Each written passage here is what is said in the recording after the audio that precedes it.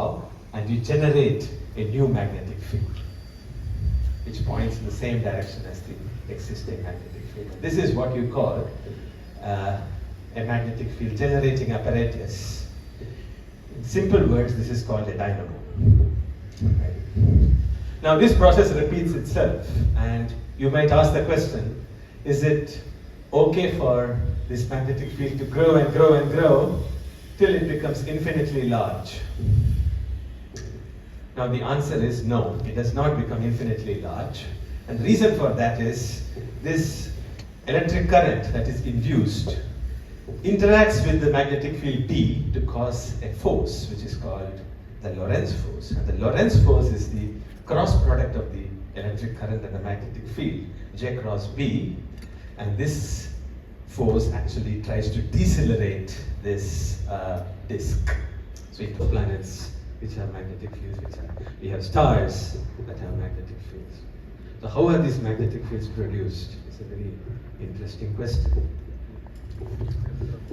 So Earth's magnetic field looks like this. It has a north-south structure, and currently we measure them with satellite magnetometers. And this is a highly dynamic field. It changes in time. Why is it interesting? What's interesting is that it has protected our planet from high velocity particles from sun and outer space, which would have otherwise destroyed our atmosphere. So it makes life possible on Earth. Right?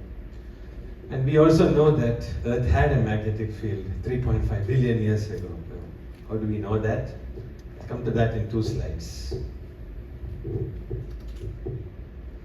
So there was a time when we thought that the Earth's magnetic field was permanent. It was just like a bar magnet. In the 16th century, a scientist who noted that the Earth's magnetic field was not constant in time after all. Project, because very few people have managed to do it. It's a very difficult question. We cannot claim any serious success, but at least we can say that we understand when it will take place, if not why it will take place. So the quest continues. It remains to be seen whether we can solve this in our lifetime.